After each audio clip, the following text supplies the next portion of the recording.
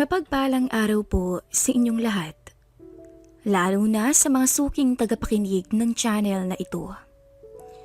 Itago niyo na lang ako sa pangalang Melanie, taga Batangas at nasa edad 25 anyos pa lamang sa kasalukuyan. 3 buwan pa lamang ang nakakalipas, magmula nung ikasal kaming dalawa ng aking mister. At masasabi kong naging maayos naman ang takbo ng buhay namin sa kabila ng mga pagsubok na dumating sa buhay ng aming pamilya. Mabuti na lang at mabait ang pinaka-close na ninong ng asawa ko, si Ninong Eren. Sa edad na 50 anyos ay meron itong 3 rice mill sa aming lugar. Pero maaga siyang nabalo dahil namatay sa aksidente ang kanyang asawa. Nakakahiya mang sabihin, pero siya ang naging takbuhan namin ng mga panahong nangailangan kami ng malaking halaga para maisagawa ang operasyon sa mata ng aking biyanan. Humigit 50,000 din ang nagastos namin. Hindi pa kasama ang mga gamot na kailangan. Iyon rin ang dahilan kung bakit doble effort ang asawa ko nitong nakaraang buwan hanggang sa tuluyang nabayaran namin ang lahat ng utang namin sa pamamagitan ng Christmas bonus na natanggap nito. Bakit hindi na lang kayo dito magpasko? Total, konting bisita lang naman ang inaasahan kong pupunta dito sa Noche Buena. Sabi ni Ninong matapos nitong lagyan ng paid ang pangalan naming nasa listahan niya. Bahagya naman kaming napangiti sa isa't isa ng aking asawa dahil sa wakas ay makakahinga na rin kami mula sa aming pagkakautang. Matapos ay saglit akong napaisip sa alok ng matanda, pero mabilis naman siyang sinagot ng aking mister. Basta may alak at pulutan pagkatapos ng Noche Buena, go kami nung. Anya habang natatawa pa. Mabilis namang kinumpirma ng matanda na magkakaroon talaga ng konting party. Maliban sa catering, ay may hinanda rin itong kasiyahan at gift giving na siguradong ikakatuwa raw ng lahat ng mga dadalo. Doon ito tuluyang nakuha ang interes ko. Kasama po ba kami sa listahan ng mabibigyan ng regalo? Biro ko. Agad siyang lumapit sa aming mag-asawa. Tsaka may kinuhang kung ano sa pinakamalapit na kabinet. Imposible naman yatang makalimutan ko kayong dalawa. Hindi ko maiwasan ang huwag ma-excite sa paparating na Pasko. Alam ko kasing kapag sinabi niya, ay siguradong totohanin niya. Kung tutuusin, hindi rin pumalya ang sinabi nitong message noong kasal namin. Dahil talagang nalula kaming dalawa ng mister ko sa laman ng sobrang nakalakip sa regalo nitong refrigerator sa aming kasal. Nagamit lang naman naming pandagdag sa pinapagawa naming bahay ang perang nagmula sa kanya, kung kaya naman laking pasalamat namin sa kanya. Sayang lang at hindi pa natapos ang pinapagawa namin dahil biglang umeksena nga ang nangyari sa biyanan ko. Cash na naman ba yan, Nong? Mahiyain pa naman kaming mag-asawa. Dagdag ni mister, tsaka natawa. Tumango ito tsaka mabilis na ibinaling ang tingin sa akin. Hindi ko sasabihin, pero alam kong makakatulong ito sa inyong mag-asawa, lalo na sa misis mo. Natawa ang mister ko. Pero kulang na lang ay kiligin to, dala ng labis na tuwa. Kung hindi pa naman ako nagkakamali, ay nabanggit niya nung nakaraang buwan kay Ninong ang balak naming magtayo ng maliit na convenience store sa tapat ng bahay namin. Aba, baka mabigyan namin kayo ng apo sa sobrang saya namin sa Pasko. Biro pa ng mister ko. Tumawa naman ang matanda. Tsaka tinapik ng malakas ang asawa ko sa balikat. Magmadali na kasi kayong dalawa para ibang regalo naman ang matanggap niyo sa akin sa bagong taon. Hindi ko na nagawang makisali sa usapan nilang dalawa dahil kusa na akong dinala ng mga paa ko sa hardin sa labas. Maraming beses na kaming bumisita sa bahay ng matanda pero hindi ko pa rin talaga mapigilan ang huwag matuwa sa tuwing sinasadya kong puntahan ang lugar na ito. Buwan-buwan kasing nagbabago ang landscape at may nadaragdag pang bagong mga bulaklak na kung hindi ako nagkakamali ay sa ibang bansa lang dapat nakikita. Ang hardin na ito ay regalo daw ng matanda noon para sa kanyang asawa. At kahit matagal na itong sumakabilang buhay, ay hindi pa rin ito pinapabayaan ang pangakong binitawan sa misis. Nakakatuwa tuloy isipin na may ganun pa rin palang klase ng lalaki sa mundo, yung hindi kakalimutan at ipagpapalit ang misis kahit ilang taon na ang nakalipas.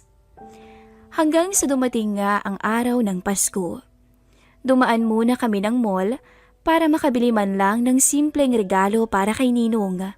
Kahit alam naming halos magiba na ang cabinet nito dahil sa koleksyon niya ng mga mamahaling alak at shot glass. 10:00 pa lamang ng gabi ay marami ng taong bumibisita sa bahay ng matanda. Totoong maraming kaibigan ito. At kahit may mga edad na ang karamihan sa kanila, ay solid pa rin ang samahan nilang lahat. Sa kabilang banda, hindi naman nagtatagal ang iba sa kanila. Saktong makikipagkwentuhan lang ng kaunti. Kukunin ang mga regalo para sa kanila, tsaka magpapaalam na magkakaroon lang daw ang mga ito ng konting salo-salo kasama ang kanilang mga pamilya. Ayos lang ba kayo? Tanong ng matanda nang mapansin itong tahimik lamang kaming nakapwesto sa isang tabi. Napansin kong natagalan bago sumagot ang mister ko, kung kaya naman nagtaka ako kung bakit. Saglit tuloy kaming napabaling ng matanda sa direksyong tinitingnan niya kanina. Lihim akong nainis sa aking napansin. Si Jessica pala ang dumating. Kung hindi ako nagkakamali, kaklase siya ng asawa ko noong high school.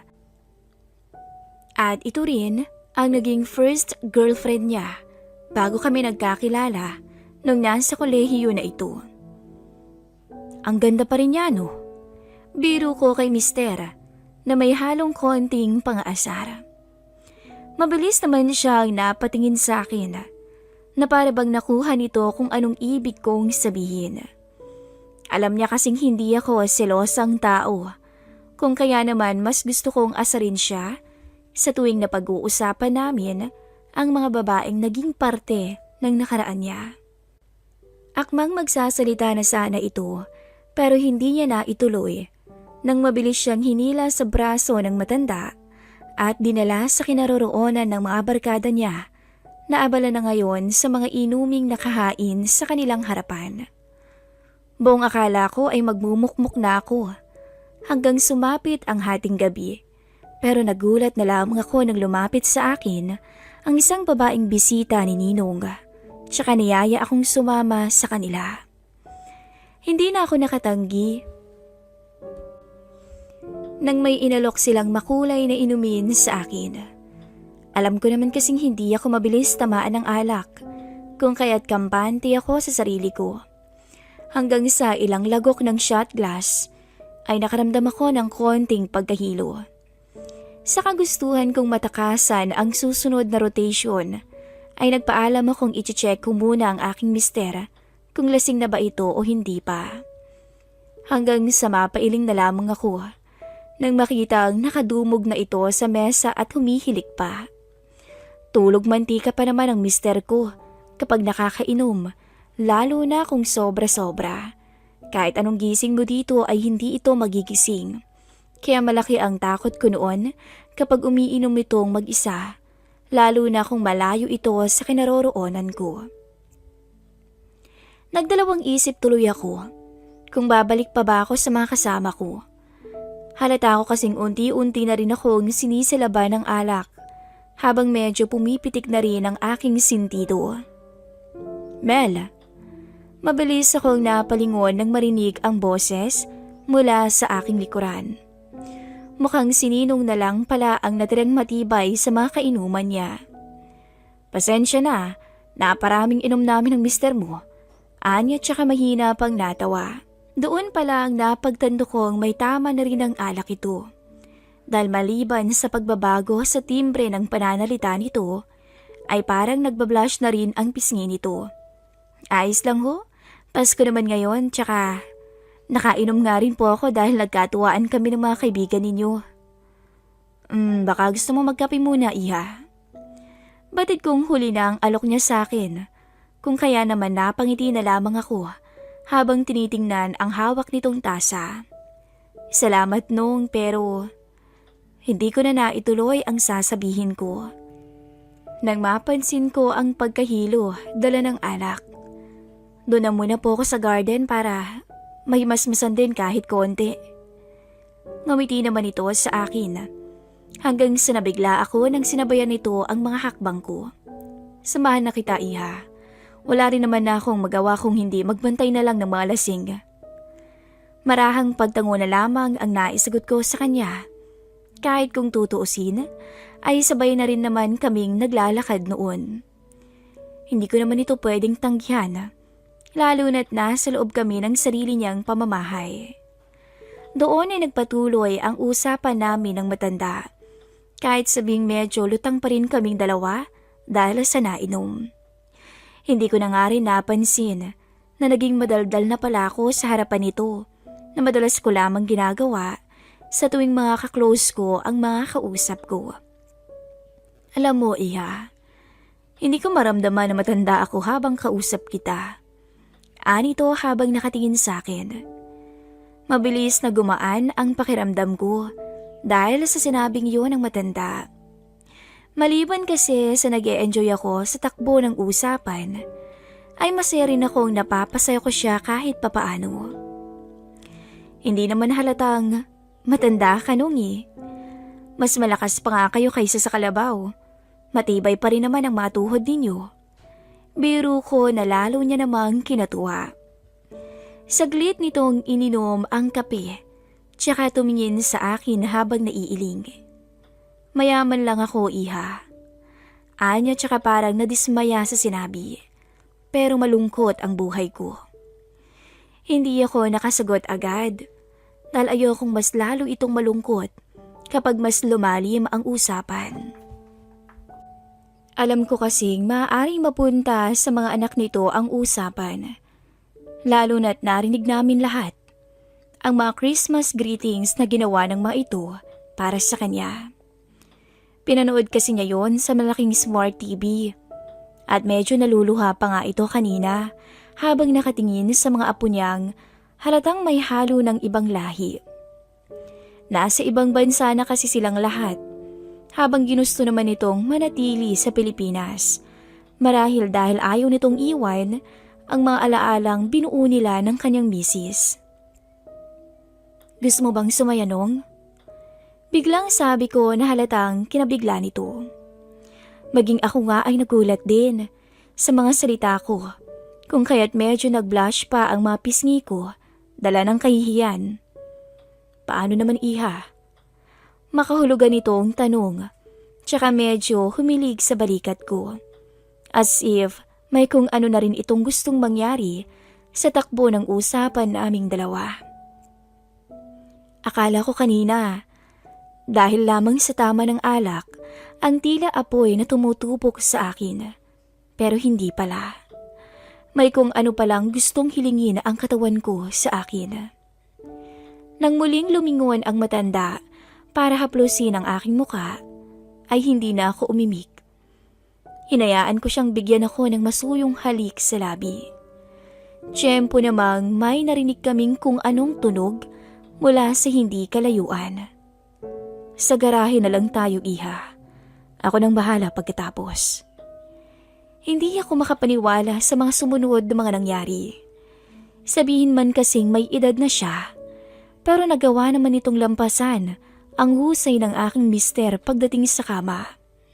Kaya kahit nakasandal lang ako sa pader ng mga oras na yun, ay halos himatayin pa rin ako sa nakaw naming sandali. Halos mapaluha naman ang matanda sa galak at tuwa. Hinding-hindi ko makakalimutan ang reaksyon niya na halos atakihin sa puso nang tuluyan kong ibukas ang binti ko para sa isang katulad niyang may edad na. Mabuti na lang talaga at walang katao-tao sa garaheng kinaroroonan namin. Kung kaya't malaya niyang nakuha ako na para bang ako ang misis niya. Hindi ko talaga inasahan ng gabing yun na mas malalasing pala ako sa pagpapakasasa sa alapaap kasama ang matanda kaysa sa alak. 1 taon na rin ang nakakalipas. Magmula nung magpakakawang gawa ako sa isang taong malapit sa aming mag-asawa. At sabihin mang nakagawa ko ng malaking kasalanan sa aking asawa, ngunit literal naman yung dinala sa hukay ng matanda. Maliban sa niregalo niyang pampuhunan sa pangarap kong convenience store noong Pasko, bago ito pumanaw, ay tinutulungan niya rin kaming matapos ang pinapatayo naming bahay. Sabay bulong sa akin ng pasasalamat dahil minsan ko raw siyang napasaya ng sobra. Oo, minsan naghahalo pa rin ang konsensya at lungkot na nararamdaman ko sa tuwing nakikita ko ang aking asawa at naaalala ko ang nagawa ko nung gabing yun. Ngunit hindi nagtagal, ay nagawa ko rin namang patawarin ang aking sarili. Itinatak ko sa isipan ko na ang magagawa ko na lamang ngayon ay bumawi sa kasalanang nagawa ko sa aming pagsasama at pagtuunan ng pansin ang batang nasa sinapupunan ko.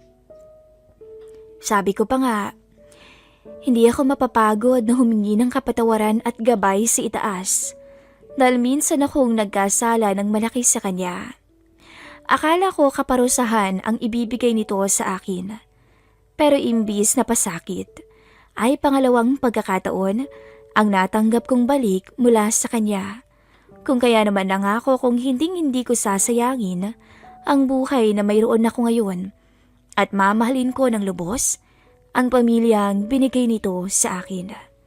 Wakas,